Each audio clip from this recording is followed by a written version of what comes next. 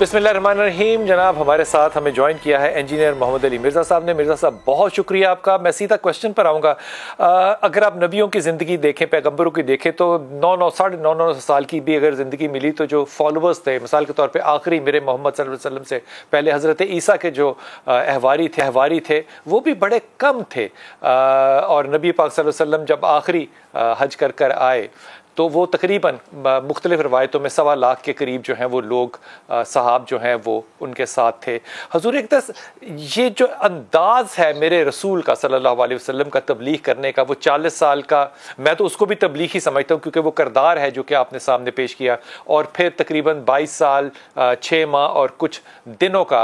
आप क्या समझते हैं कि वो जो हम आज के दौर में तबलीग करते हैं और करनी चाहिए, इसके लिए क्या लवाजमात हैं, क्या अंदाज होना चाहिए अपने दीन को आगे फरोग करने के लिए? जी शुक्रिया बिलाल भाई। ला हौला वला कुव्वता इल्ला बिल्लाह। अल्लाहुम्मा सल्ली अला मुहम्मद व अला आलि मुहम्मद। इतना लंबा आपने सवाल किया है, इसके लिए तो फिर जवाब भी उतना लंबा चाहिए, लेकिन मैं मुख्तसर बात कर देता हूँ एक ही, कि जो तबलीग करने वाला ना जी, उसके कौल और फेल में तजाद नहीं होना चाहिए, और जिस दौर में वो तबलीग कर रहा है उस दौर की सारी रिक्वायरमेंट्स जितनी हैं, ताकि उसके और उसके ऑडियंस के दरमियान जो कम्युनिकेशन गैप है वो पैदा ना हो, ये उसके अंदर मौजूद होनी चाहिए। इसके बाद आप जितनी भी चीजें कंसिडर करेंगे किसी खास टॉपिक के ऊपर, तो उसके ऊपर तफसीली गुफ्तगू की जा सकती है कि इस मामले में किस तरीके से तबलीग का काम किया जाए, लेकिन उसके लिए जो बुनियादी जड़ ये है कि जो शख्स बात कर रहा है वो खुद भी उस पर यकीन रखता हो। अब ये नहीं है कि एक शख्स आके टीवी पे ये बात कर रहा है कि अल्लाह के नबी चटाई पे बैठते थे और खुद वो इतनी महंगी महंगी गाड़ियों से उतरे और लोगों को ये तरगीब दिलाए कि आपने मौला अली वाली जिंदगी गुजारनी है, ज़ुहद की। तो इस तरीके से तो मामला नहीं चल सकता। अल्लाह के नबी इस्लाम की मुबारक जिंदगी उसकी जिंदगी में भी नजर आनी चाहिए, या वो जिस तबके को एड्रेस कर रहा है उसके लिए फिर उस तरह की बात करे। और इसके लिए जो दावत की चाबी है वो आयत है सूरह आल इमरान की आयत नंबर 64, कुल या अहलल किताब ताअलू इला कलिमतिन सवाइम बैनना व बैनकुम अल्ला नअबुदा इल्लल्लाह। आओ अहले किताब, हम उस एक बात पर इकट्ठे हो जाएं जो तुम में और हम में कॉमन है, कि हम मत पूजे किसी को सिवाय अल्लाह के। यानी कॉमन टर्म्स के ऊपर आपने बात करनी है। कॉमन टर्म से बात जब स्टार्ट करेंगे फिर अगले मामलात जो है वो चल सकते हैं। नबी इस्लाम का भी पहले किरदार मनवाया गया, फिर आप सल्लल्लाहु अलैहि वसल्लम अपनी उस दावत को आगे लेकर चले। जी बताइए।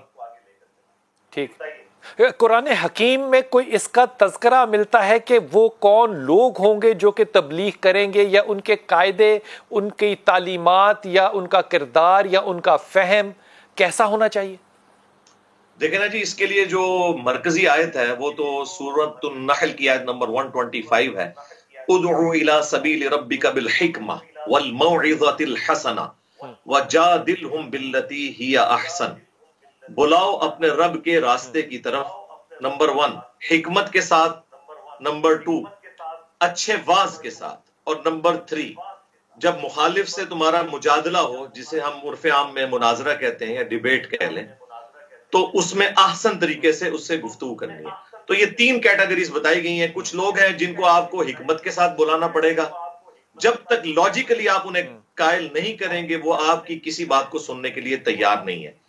जिसके लिए आज के मॉडर्न दौर में एक आलिम दीन को साइंस का इल्म आना चाहिए। इस वक्त साइंस अपने उरूज पे है। अगर आप साइंस के इल्म के बगैर कुरान हकीम में कमोबेश 1000 आयात जो जियोलॉजी की फील्ड से रिलेटेड है, एस्ट्रोनॉमी की फील्ड से रिलेटेड है, एम्ब्रियोलॉजी की फील्ड से रिलेटेड है, फिजिकल फिनोमेना ऑफ नेचर जो कुदरत के हैं उससे रिलेटेड है, उनका अगर आपके पास इल्म नहीं है तो एक पढ़े लिखे शख्स को क्या इंटरेस्ट है कि वो आपकी बात सुने। हिकमत वाली बात। दूसरा वाज़े हसना, ये तो बहुत ज्यादा हमारे माशरे में पाया जाता है, जिसकी नुमाइंदा मिसाल मौलाना तारिक जमील साहब है हफिज़हुल्लाह ताला। एक आम बंदा जिसके दिमाग में इतनी ज्यादा चीजें नहीं होती हैं, उसको अच्छे वाज के जरिए आप बुला सकते हैं। और आखिरी जो कैटेगरी है वो सबसे मुश्किल है, वो दुनिया में गिनती के लोग हैं जो काम कर सकते हैं। वजादिलहुम बिल्लती हिया अहसन, मुजादला इल्मी डिबेट करनी है अहसन तरीके के साथ। उसके लिए आपको मुखालिफिन के सारे दलाइल पता होंगे, वो क्या सोचते हैं, اور اس کے مقابلے پہ قرآن و سنت کی کیا تعلیمات ہیں، جب تک آپ کو یہ نہیں پتا ہوں گی اس کام میں آپ ہاتھ ڈال ہی نہیں سکتے۔ اور معذرت کے ساتھ ہمارے جتنے لوگ بھی کسی بھی تبلیغی جماعت کے ساتھ وابستہ ہے، کسی بھی مکتبہ فکر کی، یہ جب بیرون ملک جاتے ہیں تو غیر مسلموں کو ان کے پاس کوئی چیز نہیں ہوتی کہ جو وہ دعوت دے سکیں، کیونکہ آگے سے جو وہ کوسچنز کرتے ہیں، خواہ ایتھیسٹ کریں چاہے کرسچنز کریں، انہوں نے تو یہ سوال ہی پہلی بار سنے ہوتے ہیں، تو جواب کہاں سے دینا ہے؟ اسی لیے آپ دیکھیں تبلیغی جماعت کی انڈکلیئرڈ یہ پالیسی ہے کہ ہم نے غیر مسلموں کو دعوت نہیں دینی، صرف مسلمانوں کو دینی ہے۔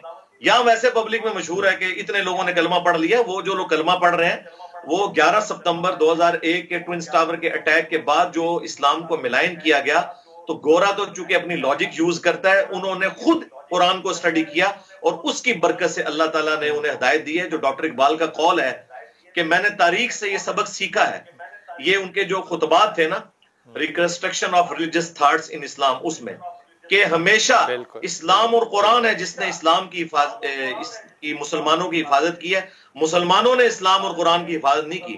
یہ اسلام اور قرآن کے محکم دلائل تھے جس کی وجہ سے غیر مسلم اسلام کی طرف آئے، چاہے وہ تاتاری ہوں یا آج کل کے غیر مسلم ہوں۔ الحمدللہ۔ مرزا صاحب، آپ نے جو بات کی اور اقبال کی جو بات کی،